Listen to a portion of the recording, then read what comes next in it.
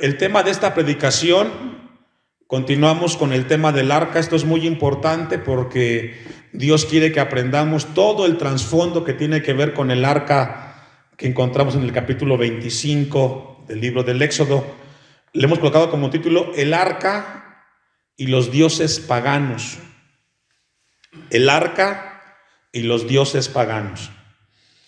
Nos hemos adentrado en un tema que debe de ser entendido y comprendido por la iglesia, como es el tema del tabernáculo, que tiene como mueble principal, por decirlo así, el arca. El arca en la Biblia representa en el Nuevo Testamento la obra de Jesucristo. Y esto es muy importante. Hablar del arca es hablar de Jesucristo en el Nuevo Testamento. De ahí Dios le hablaría al pueblo. Y en el Nuevo Testamento Dios nos habla a través de la obra de Jesucristo, nuestro Redentor. El tema del arca y su peregrinación, hermanos, es de suma importancia estudiarla y entenderla para entender qué significa el que Jesucristo esté en mi corazón. Para usted y para mí, el arca solamente es un estudio, pero el tema de Jesús es presente y es vital, porque Cristo está en cada uno de nuestros corazones. ¿Cuántos dicen amén? Bueno, ese Cristo que nos habla, que nos acompaña, representa lo que en el Antiguo Testamento representó el arca. Y aquí encontramos un momento, porque hace 8 días vimos que el arca fue llevada cautiva o fue capturada por los filisteos en un tiempo de decadencia de Israel como nación. El sacerdote Elí, juntamente con sus hijos, murieron. Los filisteos ganaron la batalla y se llevaron cautiva el arca. Ahora, esto nos habla de algo muy importante, hermanos. Mientras yo estudiaba este tema, que estamos estudiando el tema del arca, me encontré este dato. A todos los lugares, que fueron 5 ciudades, a donde fue llevada el arca por los filisteos, a todos esos lugares que fue el arca, hermanos, el arca donde estuvo, en la ciudad que estuvo, llevó destrucción, muerte y desolación. Y cuando hablamos de esos hechos, hermanos, nos habla de algo muy importante en el Nuevo Testamento a nosotros. O nos ilustra lo siguiente, que no podemos acercarnos a Dios con manos sucias. Cuando nosotros revisamos y estudiamos las ciudades donde fue llevada el arca por los filisteos, nos habla de que a Dios no se le puede acercar, porque Dios es santo, con manos sucias. El libro de Hebreos, capítulo 12, versículo 14, no lo busque, usted sabe este texto, dice: sin santidad nadie verá al Señor. Seguid la paz con todos y la santidad, sin la cual nadie verá al Señor. Hay mucha gente que intenta acercarse a Dios, y Dios ama al pecador y rechaza el pecado. Pero cuando el hombre decide acercarse a Dios, debe de entender que Dios es santo, hermanos, y que no podemos acercarnos a Él con un corazón sucio. Tenemos que estar a cuentas delante del Creador. Si somos hijos de Dios, si somos salvos por la gracia de Dios y nuestra vida no está bien delante del Señor, Dios quiere que entendamos que una vida sucia no puede estar delante del Dios 3 veces santo. Amén. Con eso en mente, vamos a ir al primer versículo del capítulo 5.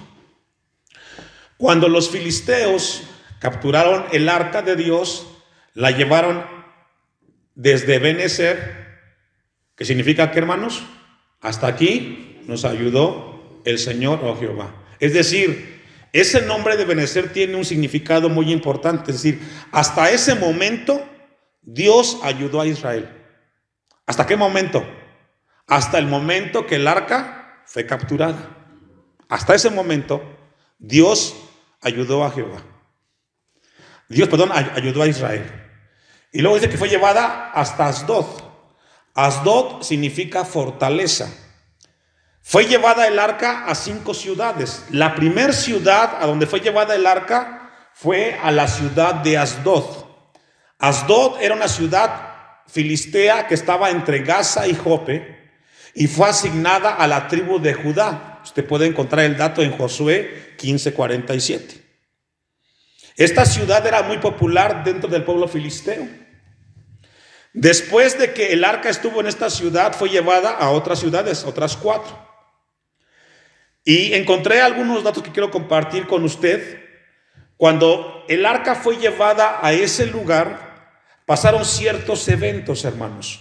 Los filisteos eran un pueblo cruel. Era conocido por su perversidad. Eran sanguinarios y eran degenerados moralmente.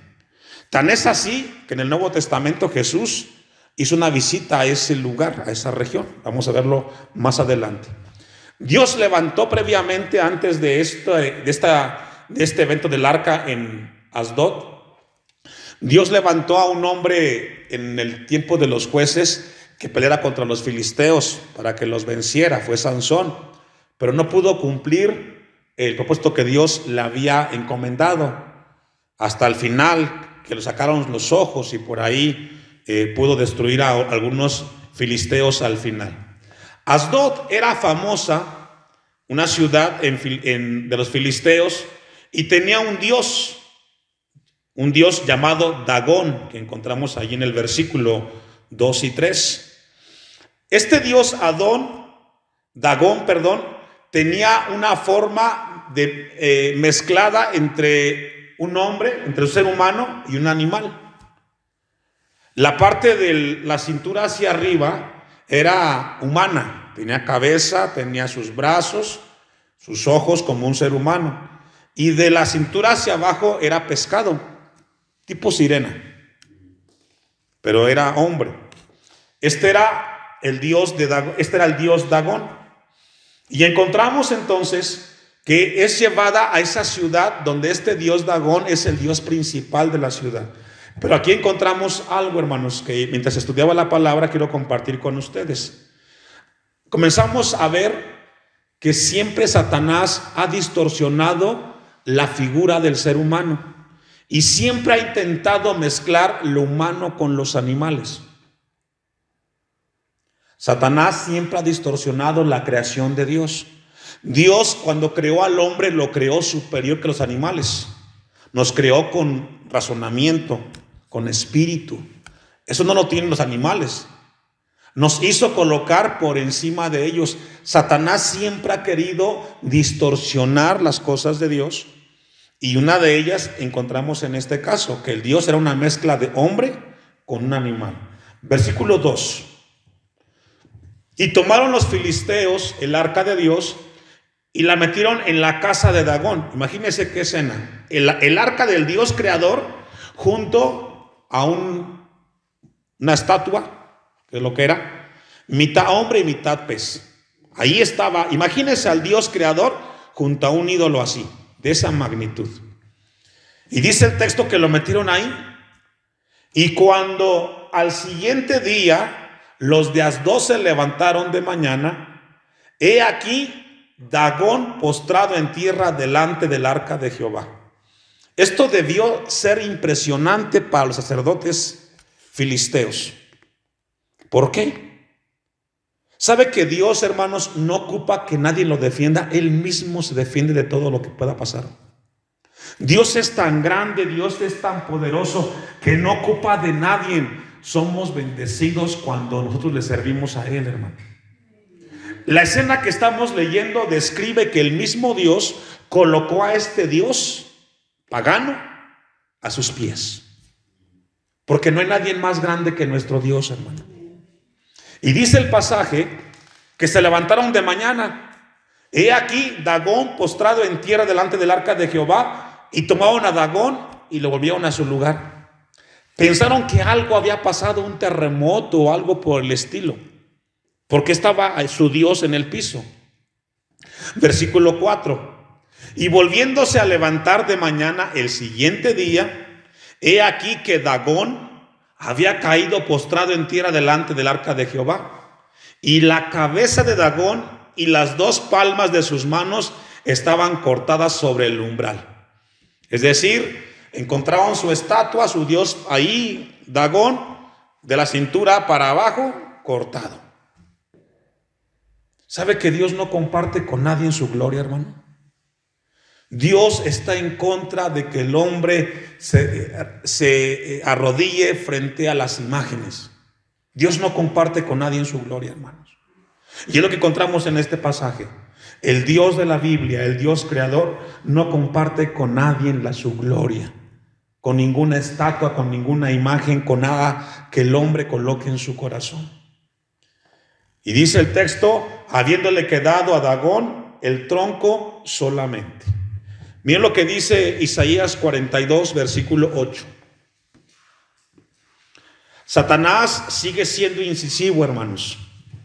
Podemos ver a lo largo de la historia que Satanás ha querido distorsionar siempre la imagen del hombre. Isaías 42, versículo 8. Isaías 42, 8, ¿ya lo tiene? Dice el texto, yo Jehová, este es mi nombre, y a otro, ¿qué hermanos? No daré mi gloria ni mi alabanza, ¿a qué hermanos? Es decir, el anhelo de Dios, el deseo de Dios es que ningún ser humano exalte a las esculturas.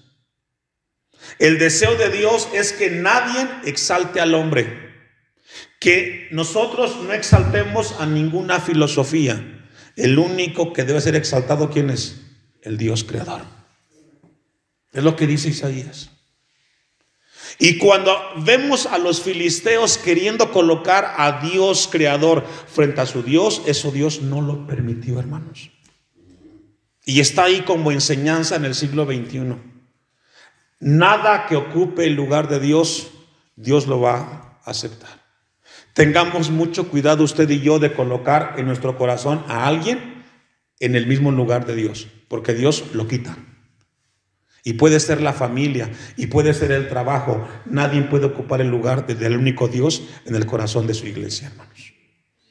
Volvamos al texto, a la historia, al pasaje. 1 Samuel 5, 8. Por esta causa, dice el texto 8, los sacerdotes de Dagón y todos los que entran en el templo de Dagón no pisan el umbral de Dagón en Asdod hasta hoy, a causa de ese hecho. Y se agravó la mano de Jehová sobre los de Asdod y los destruyó y los hirió. ¿Con qué, hermanos? Y sabe que este dato ocurrió en todas las ciudades donde fue el arca de Jehová. A todas las ciudades donde fue llevada, toda la gente fue atormentada por tumores. Lo vamos a ver más adelante. En Asdod y en todo su territorio. Versículo 7. Y viendo esto, los de Asdod dijeron: no quede con nosotros el arca del Dios de Israel, porque su mano es, ¿qué, hermano? Dura sobre nosotros y sobre nuestro Dios Dagón. Ellos entendieron que el Dios de Israel, el Dios creador, es un Dios distinto. Y que lo es, hermanos. No podemos comparar nosotros a nuestro Dios con cualquier otra cosa. Eso es lo que Dios quiere que esta tarde tengamos en nuestro corazón. No podemos compararlo con nadie a Dios. Y eso fue lo que pasó ahí. Porque su mano es dura sobre nosotros. Ellos no lo entendían, pero el Dios de la Biblia es un Dios santo. Es un Dios 3 veces santo y delante de él no puede habitar el pecado. Y sobre nuestro Dios Dagón, versículo 8. Convocaron pues a todos los príncipes de los filisteos y les dijeron: ¿qué haremos del arca del Dios de Israel? ¿Qué haremos? Fíjese, hermano, esa palabra subráyela, o esa pregunta: ¿qué haremos del arca del Dios de Israel? ¿Sabe por qué, hermano? Esa palabra la encontramos en el Nuevo Testamento, pero cuando hacen mención de Jesucristo. No es coincidencia este hecho, ni este evento, porque tiene que ver con el Nuevo Testamento. Vamos a ir a Lucas, deja ahí un apartado, capítulo 8, versículo 26. Lucas, capítulo 8, versículo 26. Y aquí encontramos en el Nuevo Testamento que Jesús, cuando estuvo en su ministerio, fue a esta tierra donde estuvo el asunto del arca. Y es el momento que registra Lucas. Marcos y Mateo también lo registran. Pero vamos a leer lo que dice Lucas 8:26. Y aquí le habla a la tierra de los Gadarenos. Y arribaron a la tierra de los Gadarenos, dice el texto 26, que está en la ribera opuesta a Galilea. Es la misma tierra donde estuvo el arca. Al llegar él a tierra, vino a su encuentro un hombre de la ciudad. ¿Cómo estaba, hermanos? Endemoniado. Esto nos habla que la tierra de Gad, donde estuvo allá en Adón, nos habla de una tierra, hermanos, donde había una posesión de muchos demonios. Asdod, que está en ese lugar, habla de un mundo espiritual muy grande, muy fuerte. Desde hacía mucho tiempo, y no vestía ropa ni moraba en casas, sino en los sepulcros. Al ver a Jesús, lanzó un gran grito, y postrándose a sus pies, exclamó a gran voz: ¿qué tienes conmigo, Jesús, hijo del Dios Altísimo? Te ruego que no me atormentes. Y vemos aquí el milagro que Dios hace a través de Jesucristo al libertar a este endemoniado. Sacan entonces a el arca del pacto de la ciudad de Asdod y es llevada a Gat, que es aquí donde estamos leyendo ahorita el texto de Jesús en tierra de los Gadarenos. Versículo 29. Porque mandaba al espíritu inmundo que saliese del hombre, pues hacía mucho tiempo que se había apoderado de él, y la ataba con cadenas y grillos, pero rompiendo las cadenas era impedido por el demonio a los desiertos. Y le preguntó Jesús diciendo: ¿cómo te llamas? Y él dijo: ¿qué, hermanos? Legión. Y muchos demonios habían entrado en él. Lo que queremos aquí, hermanos, ver es la magnitud de la tierra donde estuvo el arca de Jehová. Un mundo espiritual con demonios por todas partes. Y esto nos recuerda, hermanos, de que vivimos en un mundo espiritual donde hay que tener mucho cuidado de lo que está pasando a nuestro alrededor. Jesús estuvo en ese lugar de Gad, donde están los gadarenos, y encontró a un endemoniado, el cual tenía legiones. Vamos a volver al texto rápidamente de 1 de Samuel, capítulo 5, versículo 8, y ver cómo fue llevada el arca de Asdod a Gad. Convocaron pues a todos los príncipes de los filisteos y les dijeron: ¿qué haremos del arca del Dios de Israel? Y ellos respondieron: pásese el arca del Dios de Israel. ¿A dónde, hermanos? A Gad. Ahí llegamos a la segunda ciudad, a Gad. Y pasaron allá al arca del Dios de Israel. Fíjese, la palabra Gad significa Getsamaní en el griego. Y Getsamaní significa a su vez el lugar de las uvas prensadas. ¿Se recuerda cuando Jesús estuvo en el Getsamaní? Previamente a ser entregado, allí vivió un momento de prueba muy difícil. Bueno, Gad significa Getsamaní. Y encontramos que el arca es llevada a ese lugar. Ahora sí vamos a ir. El arca es llevada a ese lugar, versículo 8, el 9, perdón. Y aconteció que cuando la habían pasado, la mano de Jehová estuvo contra la ciudad con gran quebrantamiento, y afligió a los hombres de aquella ciudad, desde el chico hasta el más grande. ¿Y qué dice, hermanos? ¿Se llenaron de qué? De tumores. Sí logra ver, en cada ciudad fueron atormentados por los tumores. Encontramos que fue llevada a Gat, la segunda ciudad, versículo 10. Entonces enviaron el arca de Dios ¿a dónde? A Ecrón, a una tercera ciudad que significa migración. Ecrón significa migración.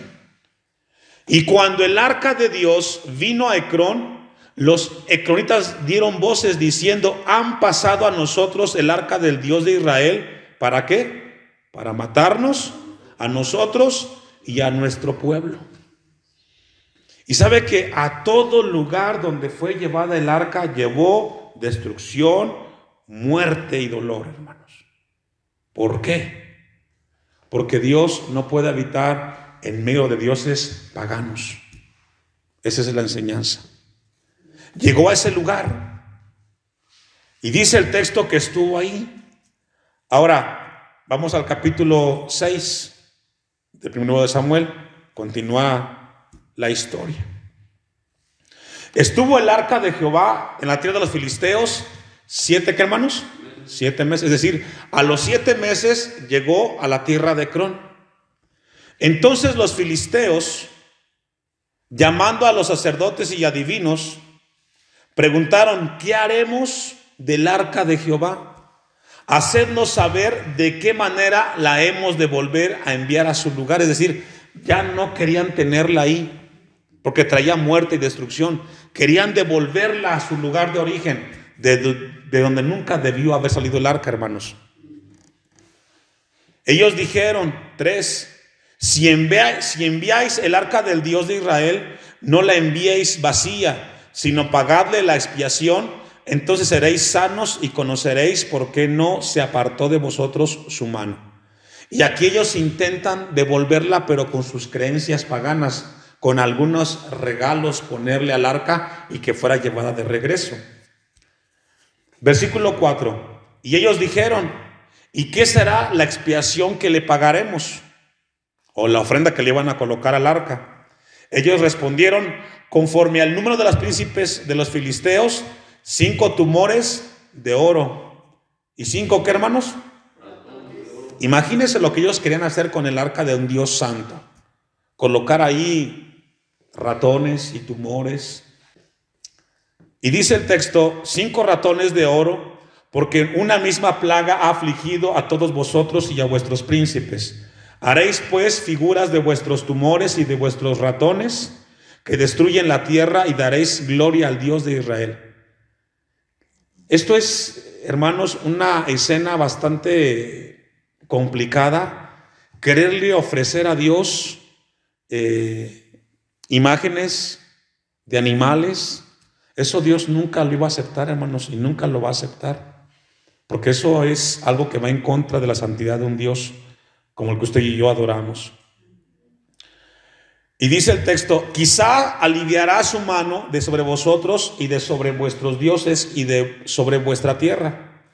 ¿Por qué endurecéis vuestro corazón como los egipcios? Y Faraón endurecieron su corazón después que los había tratado así. No los dejaron ir y se fueron.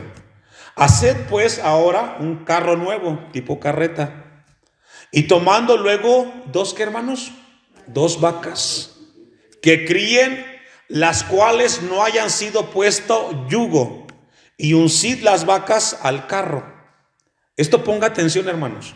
Usted conoce bien aquí los del campo. Una vaca que tiene una cría y tiene su becerro pequeño y se la quita, ¿qué hace la vaca, hermanos? Se enoja, se molesta, ¿cierto? Busca la cría. Eso es natural. Número 2, las vacas no son para jalar carretas. ¿Qué son? Los bueyes, los toros. ¿Y tienen que ir con qué? Con un yugo. Entonces, imagínense esta escena. Quieren colocarle vacas que jalen la carreta y colocar el arca sobre la carreta. Use su mente. ¿Qué haría una vaca con esa carreta? La destruiría. Haría con ella, porque el animal no está hecho para eso, ¿verdad? Sigamos leyendo el texto. Las cuales no hayan sido puesto yugo, y uncid las vacas al carro, y haced volver sus becerros detrás de ellas a casa. Imagínense, separar la cría de la vaca. Tomaréis luego el arca de Jehová y la pondréis sobre el carro, y las joyas de oro que le habéis de pagar en ofrenda por la culpa las pondréis en una caja al lado de ella, y la dejaréis que se vaya. Y observaréis si sube por el camino de su tierra a Bet-Semes. Él nos ha hecho este mal tan grande, y si no, sabremos no es su mano la que nos ha herido, sino que esto ocurrió por accidente. Y aquellos hombres lo hicieron así. Así como lo hemos leído, la carreta, colocaron arriba el arca, uncieron las vacas, le quitaron las crías y las dejaron solas, porque nadie las iba dirigiendo. Eso es muy importante. 11. Luego pusieron el arca de Jehová sobre el carro y la caja con los ratones de oro y las figuras de sus tumores. Y las vacas se encaminaron por el camino de Bet-Semes y seguía el camino, ¿qué, hermanos? ¿Eso era posible? No. ¿Sabe que fue un hecho milagroso ese, hermanos? El que estas dos animales que no son para ello caminaran rectamente, dice el texto. Y andando y bramando, sin apartarse ni a derecha ni a izquierda. Esto dejó impresionados a los sacerdotes, porque esto, hermanos, no sucede naturalmente. Tiene que ser algo sobrenatural el que haya ocurrido esto. ¿Qué significa, hermanos? De que Dios cuidó de que ese arca llegara al lugar de Bet-Semes. Dice al final del texto: y los príncipes de los filisteos fueron tras ellos hasta el límite, ¿qué, hermanos? De Bet-Semes. Los filisteos no lograron concebir qué había pasado en ese momento, hermanos.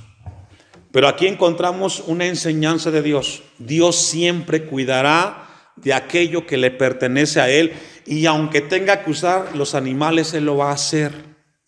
Versículo 13. Y los de Bet-Semes segaban el trigo en el valle, y alzando los ojos vieron el arca. ¿Y qué pasó, hermanos? Se regocijaron cuando la vieron. Es una escena que describe, hermanos, la bendición que Dios pudo hacer con este pueblo pagano. Sabe que cuando ellos llegaron a ese lugar era el tiempo de la cosecha.